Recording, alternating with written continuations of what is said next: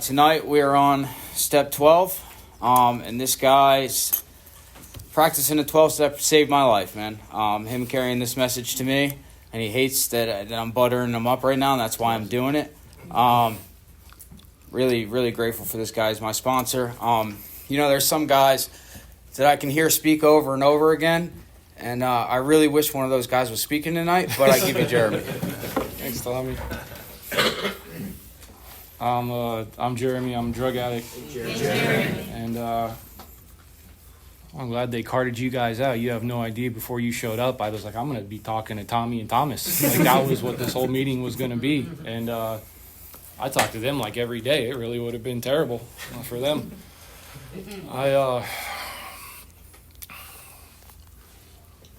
So I got sober in a program called Alcoholics Anonymous, man, and I know I see a lot of you guys over there, and it's cool they brought you out here. You know, I like that they've been bringing you guys out here to do this.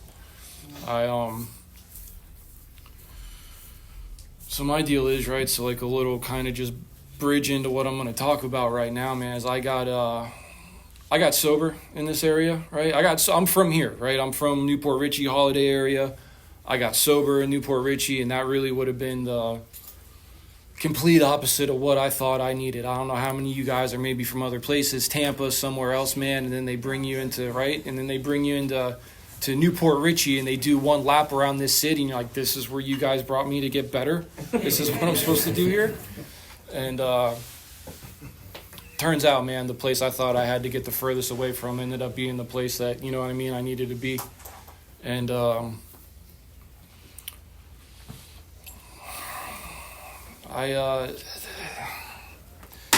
it's so weird, man. So I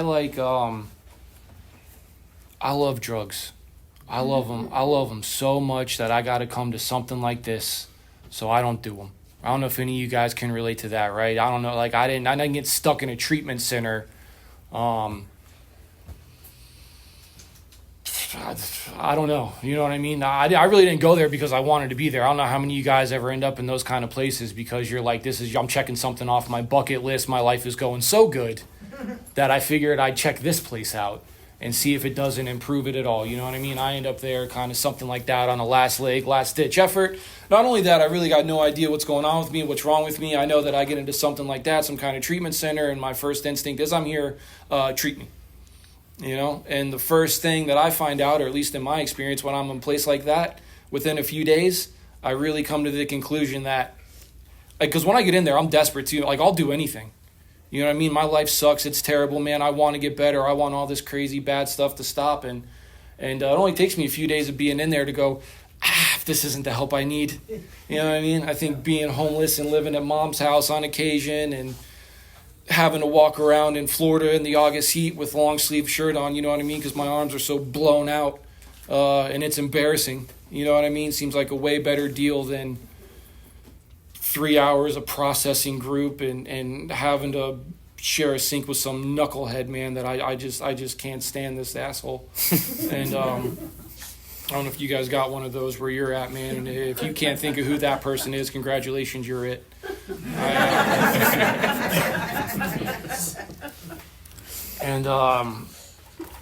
But this stuff, man, you know what I mean? The 12 steps contained in this book, they absolutely saved my life. And before that, couple little things I would say, man, called like heroin and cocaine probably saved my life too, man.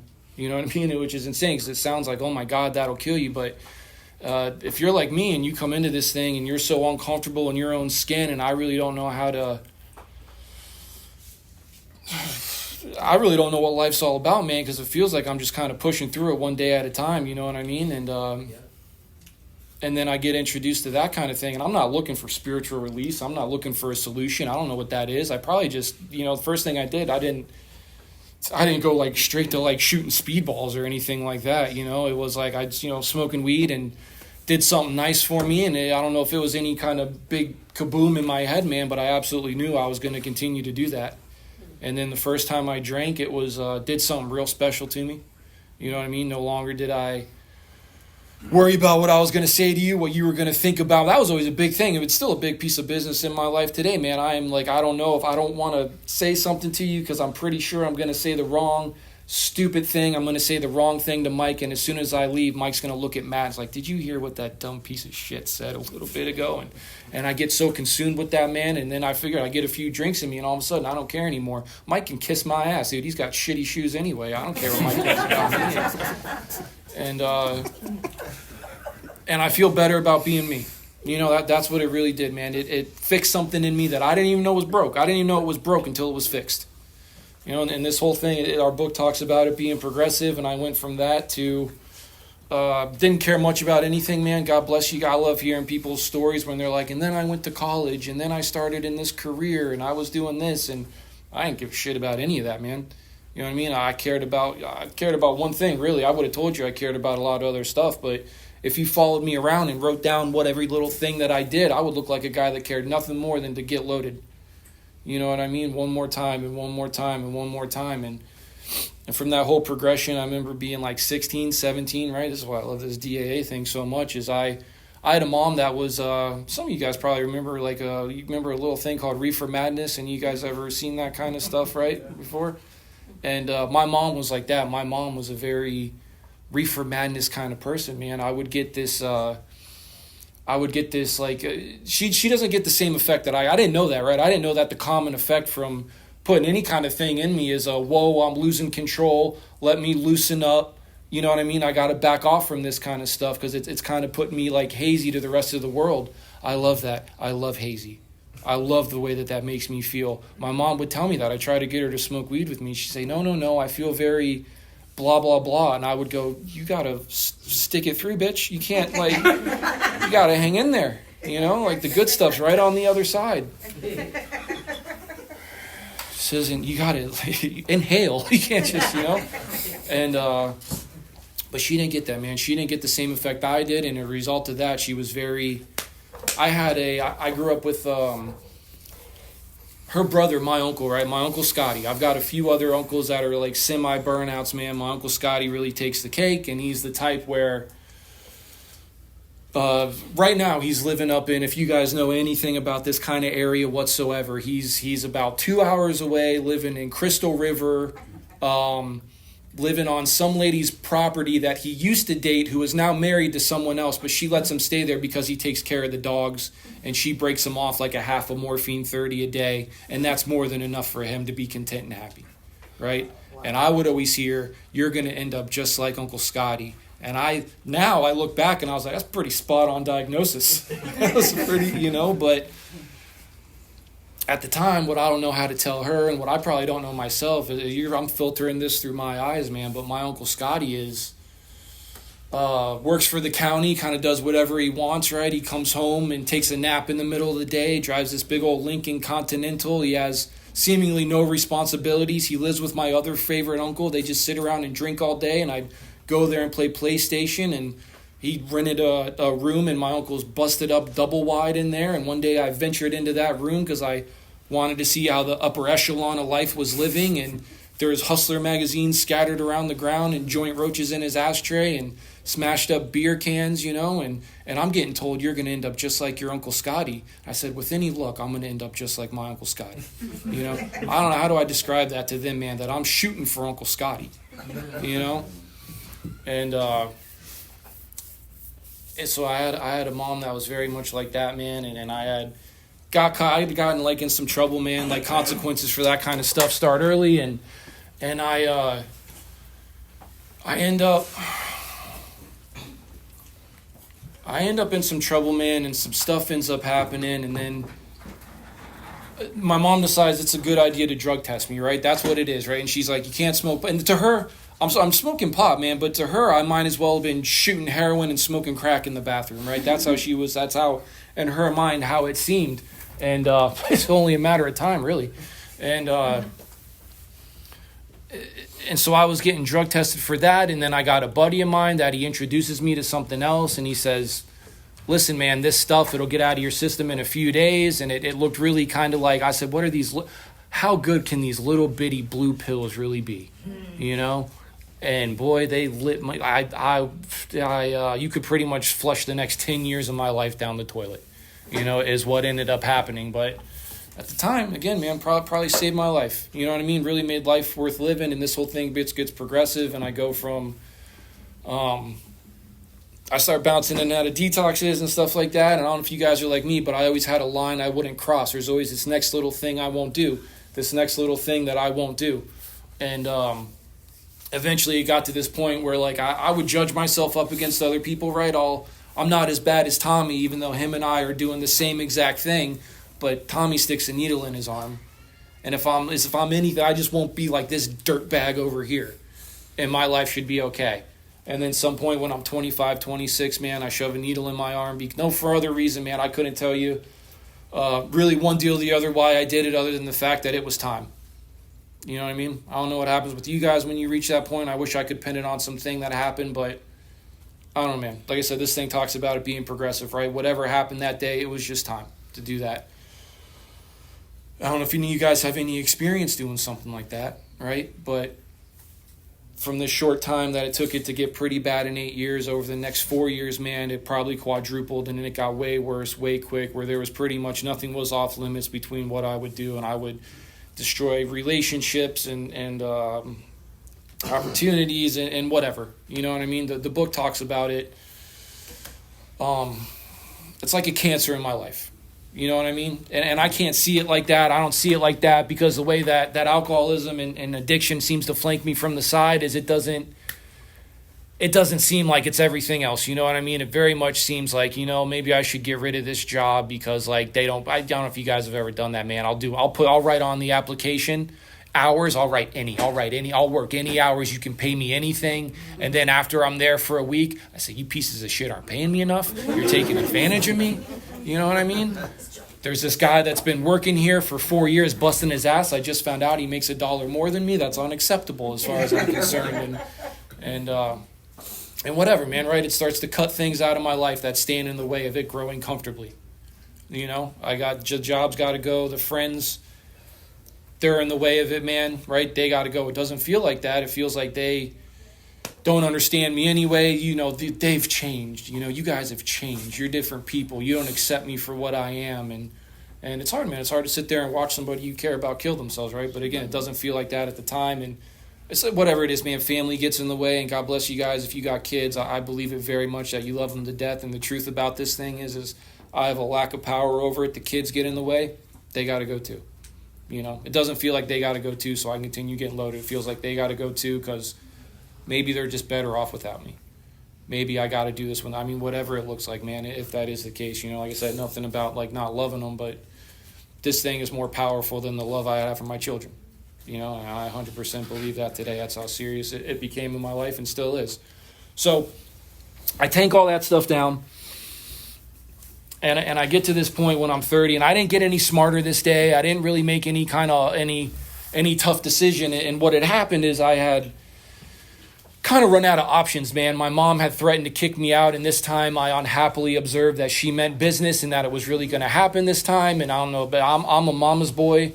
I don't do well on the streets. I got fucking baby soft hands, man. You know what I mean? I'm gullible. I'm easy to take advantage of. I'll give somebody my last few dollars because they're swearing they're going to come back. And I'm like, I want them to like me. So, like, here you go. You know what I mean? Please come back. I'll wait on this bench for you for the next several days. Just looking for a familiar set of headlights, you know? And it may not feel like it at the time, and this is all in hindsight anyways, but it isn't always like this, right? But God's grace, in my experience, especially coming into this deal, feels a lot like my life crumbling around me at the time.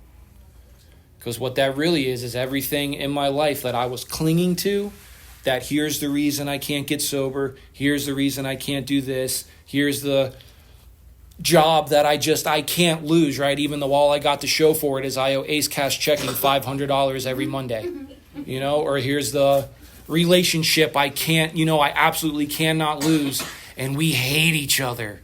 We got nothing in common other than our genuine love for heroin together, you know what I mean? And I don't even want to do that with her anymore because this greedy bitch, you know what I mean? Takes all of it, I can't. And there's whatever, man. But all these things I'm clinging to, right? It's even like, I don't know, I've had some really dumb stuff, I can't go. My license is going to expire in a week, and I got to make sure that I renew it. I'm like, Jeremy, you don't have a car. I might get a car, though. I might, and you don't have a job to pay for a car. I'm like, I've got a plan, and plan's always terrible. And what it looked like, right, so that God's grace, man, looked a lot like all that stuff I'm clinging to just started getting stripped out of my life without my say-so, without my permission. And what was left was this like feeling of absolute hopelessness. Because now there's nothing, man. I was putting all my hope into the job. I put all my hope into the relationship. When they talk about that, man, like a gift of desperation, I was like, I don't know, I've been desperate a lot.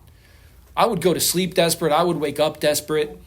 And then in about half an hour, man, if I was somehow to come up with $30, cures desperation. I don't know if you guys know that, man. $30 cures desperation, right? But the hopelessness I had, man, where there was nothing else, the same as if a doctor had slammed an x-ray in my lungs up there because I got a bad cough, and they said, you see that big black spot on your lungs? That's only going to get worse and worse and worse, and there's nothing you can do to fix it, right? I would walk out of that feeling defeated, and so I'm not really trying to get sober or anything like that, but what I am trying to do is get away from this stuff for a little bit, and I go into this treatment center, and I'm not saying treatment saved my life, right? But it gave me a place to cool out for a little bit, man, because that's what stops me on a run. Lack of funds or freedom. I've learned that over time. You have got to either take everything away from me for me to stop, or you got to lock me up in something, right? That's the only way, right? And the threat of homelessness when I leave certainly seems a little panache on that. That's a little, whatever, kind of did a little something for me, and so I go into that place, and I'm not, I don't know, man. I guess I was feeling better. I don't know how many of you guys thrown in that place. Within a week or two, I'm feeling better, man. What's really happening is I'm getting a little attention from the ladies, and I haven't had that in quite some time. And because I did not look good, I didn't. I was, but in rehab, I'm like an 8. Like, I'm good in rehab, bro. I'm 8, you know what I mean? I go into that place, man, and I'm like 140 pounds, and I'm like, I don't know if you guys have ever seen that movie, like Lord of the Rings, that Gollum thing that runs around, right? I look like that thing if that thing did heroin. That's what I look like, right? My Precious was the last Oxy 80 left in Pasco County, is what I put it. And I go into that place, and I would have thought too, man, I was really convinced that, like, I'll get better. I just need to be removed from this stuff for a little bit. Few weeks, get my bearings back under me, get this thing reset, get physically better, and I should be okay. And I got to tell you guys, man, I was in there, and I was physically better. I was as physically sober as I am talking to you guys right now, and I wasn't okay. I wasn't doing all right, man. You know what I mean? And I ain't a doctor. I'm just telling you my experience. I was loaded up on meds and pharmaceuticals and anti-this and buy this, right? For sure. And I'm loaded up all on this stuff, man. And I can only tell you guys my experience is the only reason I know that I don't have what that stuff is because that stuff doesn't fix what's wrong with me. That stuff doesn't fix what's wrong. Up until that point, I'd gone to a lot of doctors, and the diagnosis I get is, you got this, but you need to quit doing drugs for at least 30 days for this stuff to work into your system. And I say, we got a problem. We got a conflict, dude, because I need this stuff to work before I can stop doing drugs. And I got no idea. I'm not saying it. I can't comprehend it. I got no idea how to tell this guy that, dude, sobriety is my problem. Abstinence is my problem. You take this stuff away from me, and I am so miserable, and my head is spinning so much, and I feel so uncomfortable, and I feel so inadequate, and all this, and I don't know how to tell nobody that, but I'm like, I can't possibly. But I'm in this place, and I removed for a while, man. I'm physically sober for as long as they say I need to, and I'm not feeling any better. All right, and in the process of that, so I'm here to talk to you guys tonight about my experience with this 12-step, and more than my experience sponsoring guys, man, what was so imperative in my sobriety was like being sponsored too. You know what I mean? And so when I'm in there, there's guys that our step says we haven't had this spiritual awakening, right? These guys had gone through the process outlined in the book, who somebody else took them through. And as I'm in this treatment center, man, they are starting to bring these meetings in, and they're like talking to me about stuff that I'm not getting from a counselor. And they're talking to me about themselves. And I hadn't really had that experience before. I'm not good at like sitting in front of a therapist. I mean, I don't know, maybe I'm great at it. I don't think I'm good for like what it's really meant for.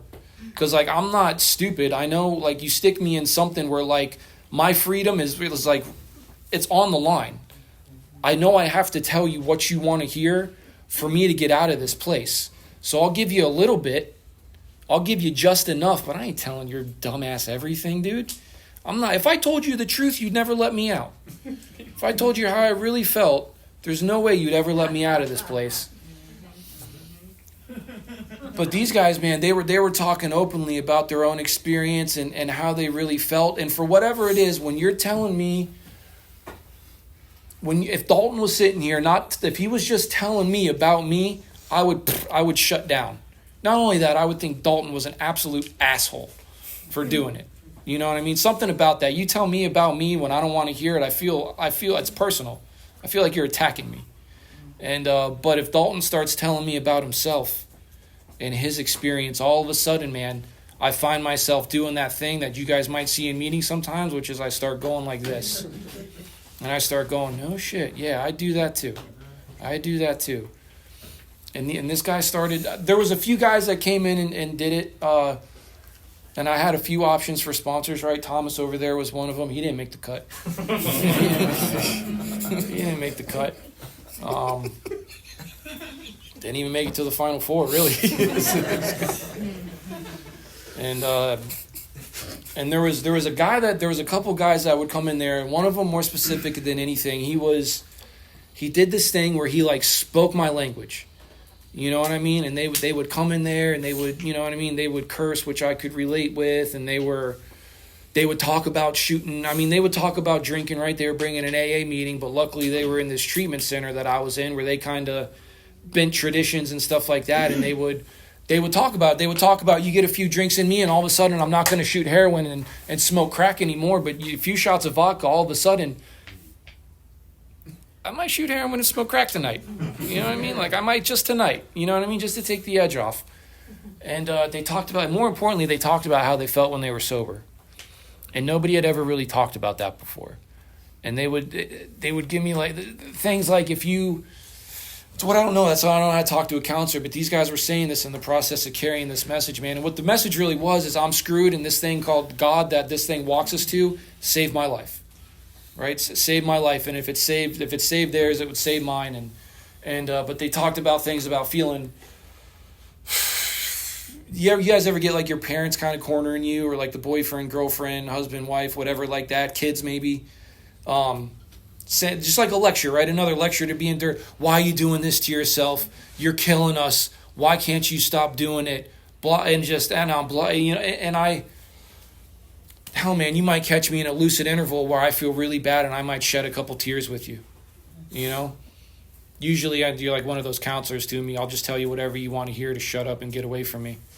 But they would say things like I didn't understand or I couldn't put into words at the time, where when I'm getting those kind of lectures, man, I wish I could sit there and tell somebody, I get it. I get my life's a dumpster fire. I get everything's going terrible, man. I'm not an idiot.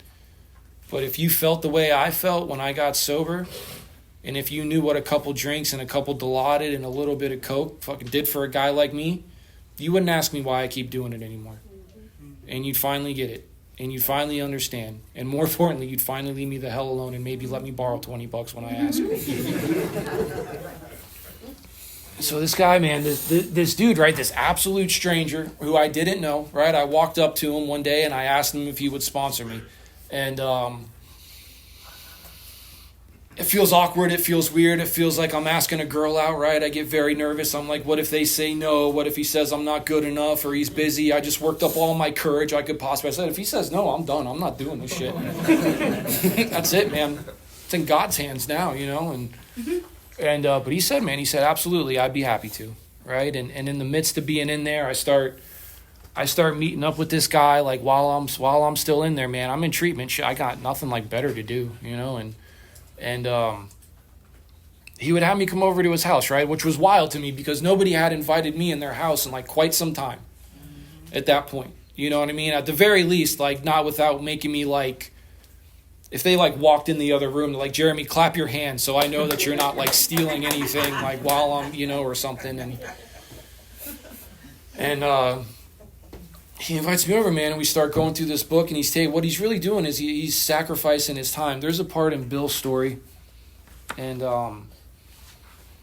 guy, Ebby Thatcher, that took Bill through this work, it said that for an alcoholic failed to perfect and enlarge a spiritual life through work and self-sacrifice for others, he cannot survive the certain trials and low spots ahead. And if I didn't work, I would surely use again. And if I used, I would surely die.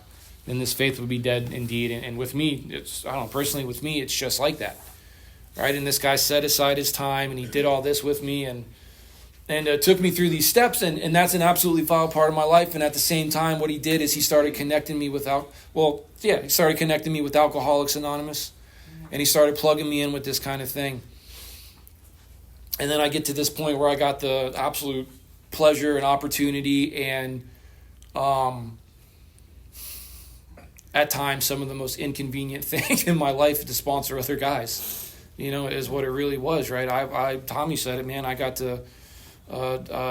the pleasure or unfortunate opportunity to sponsor him.